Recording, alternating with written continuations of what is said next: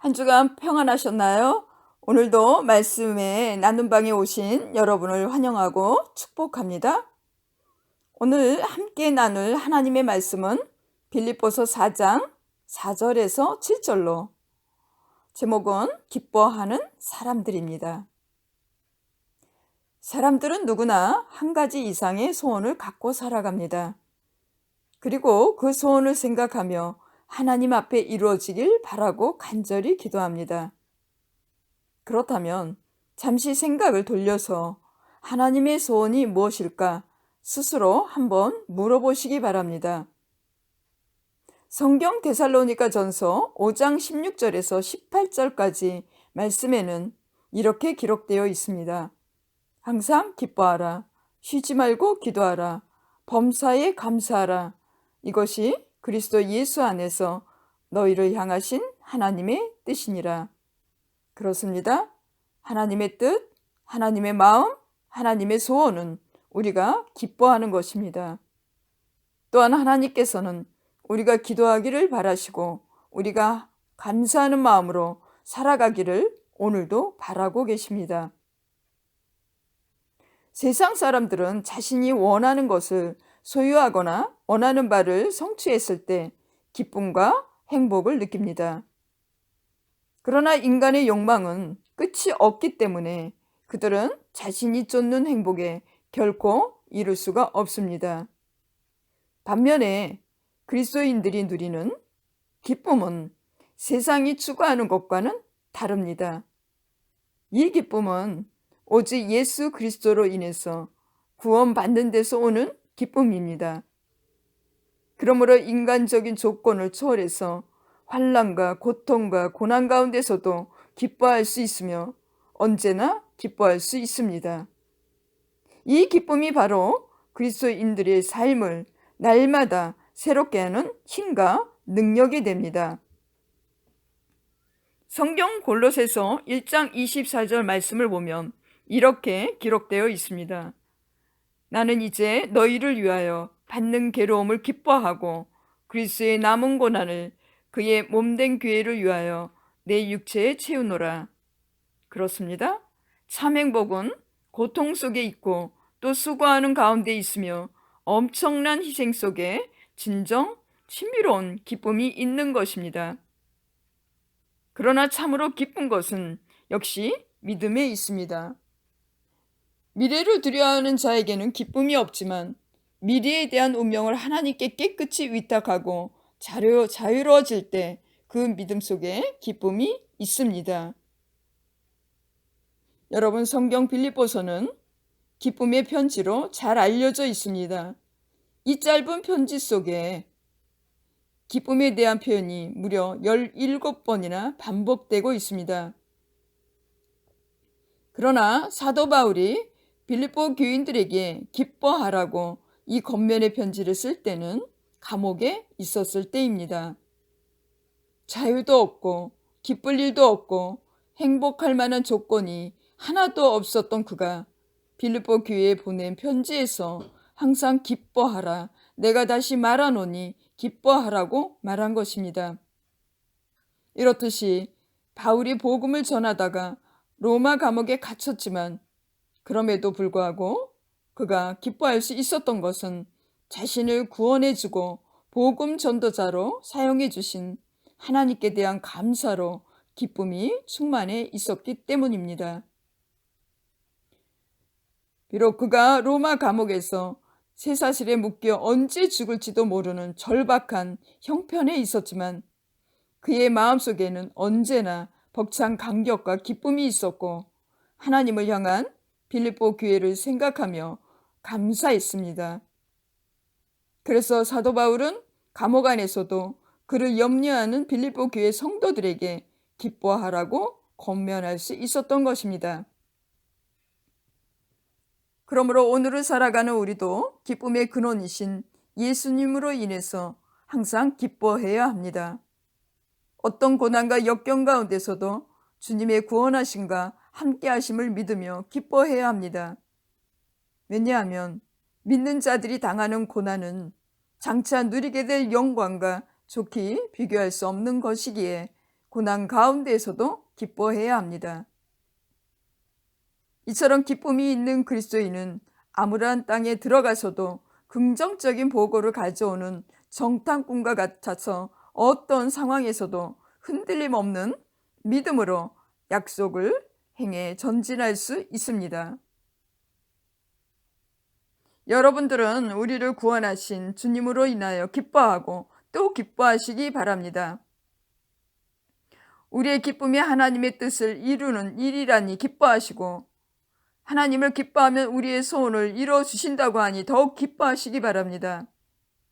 그뿐만이 아니라 기쁨의 삶을 통해서 하나님의 영광을 드러내고 다른 이들을 그리스도께로 인도할 수 있다고 하니 이 얼마나 기쁜 일입니까? 여러분, 할 수만 있다면 기뻐하며 살아가시기 바랍니다. 주님을 기뻐하는 것이 우리의 힘과 능력이 됩니다. 그렇다면 어떻게 사도 바울이 감옥에서도 기뻐할 수 있었으며 기뻐하는 삶의 결과가 무엇인지를 오늘 말씀을 통해 함께 나눠보고자 합니다. 우리들이 삶 가운데 기뻐하려면 먼저 모든 사람을 간용해야 합니다. 5절 말씀을 보면 너희의 간용을 모든 사람에게 알게 하라고 했습니다. 다른 사람을 이해하고 너그럽게 용서하려면 먼저 내 마음이 너그러워야 하고 기뻐해야 합니다. 다시 말해서 내가 기쁘면 간용할 수 있고 내 마음이 편하면 너그러울 수 있고 내가 자신감이 넘치면 온유할 수 있습니다. 왜 그렇습니까? 내 속이 편치 않고 불편하면 남을 받아들이고 용서할 여유가 없어지고 말기 때문입니다. 일반적으로 사람들의 경우 성장 과정에서 정상적인 사랑을 받지 못하고 자랐다든지 현재 처해 있는 환경이나 여건이 자신을 속박하고 있다면 그 사람은 좀처럼 기뻐할 수가 없게 됩니다. 그리고 다른 사람을 간용하거나 이해하기가 어렵게 됩니다. 그런 사람일수록 공격적이고 배타적이고 부정적인 행동을 취하게 되는 것입니다. 물론 내 상처 때문에 아파하고 고통스러워하는 것도 힘든 일이지만 그렇다고 해서 다른 사람에게 그 한을 풀려고 한다든지 상처를 주려고 하는 것은 결코 좋은 일이 아닙니다. 너그러운 마음, 용서하는 마음을 지닐 때 웃으며 기뻐할 수 있습니다. 또한 우리들이 삶 가운데 기뻐하려면 기도해야 합니다. 본문 6절에서 7절 말씀을 보면 아무것도 염려하지 말고 오직 모든 일에 기도와 간구로 너희의 구할 것을 감사함으로 하나님께 아뢰라. 그리하면 모든 지각에 뛰어난 하나님의 평강이 그리스도 예수 안에서 너희의 마음과 생각을 지키시리라고 했습니다. 그러므로 여러분들은 하나님 앞에 기도할 때 염려를 내려놓고 감사함으로 아뢰시고 기도하며 감사하시기를 바랍니다. 그럴 때 하나님의 평강이 우리의 마음과 생각을 지켜주십니다. 성경 마태복음 6장 25절에서 35절을 보면 염려하지 말라는 말씀이 6번이나 반복해서 말하고 있습니다. 그리고 27절을 보면 염려함으로 그 키를 한자나 더할 수 있느냐라고 했습니다. 여러분, 염려하면 기쁨이 없어집니다. 염려는 기쁨을 빼앗고 기도를 중단시킵니다. 그러나 염려 대신에 기도하고 기도하며 감사하면 하나님의 평강이 함께 하신다는 것이 오늘의 말씀의 교훈입니다. 여러분, 답답할 때, 괴로울 때 기도하시기 바랍니다. 힘들 때, 막막할 때, 길이 막혔을 때에 기도하시기 바랍니다. 단 그 기도는 넋두리나 한풀이가 아닌 감사함으로 기도해야 합니다. 기도해야 웃을 수 있고 평화를 회복할 수 있습니다. 어둠이 걷히면 하늘에 빛나는 태양이 떠오른다는 사실을 믿는 사람은 기뻐하고 웃을 수 있습니다. 이런 사실을 바울은 잘 알고 있었기 때문에 빌립보 감옥에서도 기뻐할 수 있었고 웃을 수 있었던 것입니다. 그리고 우리들의 삶 가운데 기뻐하려면 항상 기뻐하시면 됩니다. 항상 기뻐하는 사람들은 마음이 편합니다. 그리고 마음이 편하면 얼굴도 편합니다. 마음이 불안하면 얼굴이 일그러지고 마음이 편하면 얼굴이 밝아집니다. 또한 기뻐하는 사람은 늘 웃습니다. 늘 웃는 사람은 그의 심정이 풍요로워지고 삶이 풍성해집니다. 그러나 늘 분노하는 사람은 관상이 편치 않고 웃음이 없습니다. 또한 늘 피로에 쌓인 채 윤기 없는 하루하루를 보내게 되는 것입니다. 여러분들은 우리가 말하는 봉사의 기본이 무엇이라고 생각하십니까? 봉사의 기본은 기뻐하는 것입니다. 대단한 봉사를 안 해도 웃기만 해도 됩니다. 그냥 웃고만 살아도 사회에 크게 도움이 됩니다. 감사합니다. 수고하십니다. 이 한마디 인사만으로도 충분합니다. 이것이 사회봉사이고 이것이 세상을 편안하게 해주고 기쁘게 하는 것입니다. 이렇게 그저 미소 짓는 웃는 것 하나만 갖고도 세상이 달라집니다. 그럴 때 지각에 뛰어난 하나님의 평강이 우리의 삶과 마음을 지켜주실 것입니다. 그렇습니다. 사도 바울은 로마 옥중에서 기뻐하라, 항상 기뻐하라고 했습니다. 우리는 여기서 우리들이 웃을 이유와 기뻐해야 할 이유가 충분히 있다는 것을 알 수 있습니다. 빌립보서 3장 1절을 보면 정말로 나의 형제들과 주 안에서 기뻐하라고 했습니다. 이어서 또 4장 4절을 보면 주 안에서 항상 기뻐하라. 내가 다시 말하노니 기뻐하라고 했습니다. 즉, 주 안에서 기뻐할 이유가 있고 웃을 이유가 있다는 것입니다. 나의 슬픔과 절망과 고통과 실패를 대신 져주신 주님, 나 대신 죽을 죄의 짐을 대신 져주신 주님, 나의 앞길을 밝히시고 인도하시는 주님, 나를 지키시고 복주시는 주님 안에서 기뻐하라는 것입니다. 이사야 61장 4절을 보면 슬퍼하는 자에게 화관을 주어 그 죄를 대신하며 희락의 기름으로 그 슬픔을 대신하며 찬송의 옷으로 그 근심을 대신하라고 했습니다.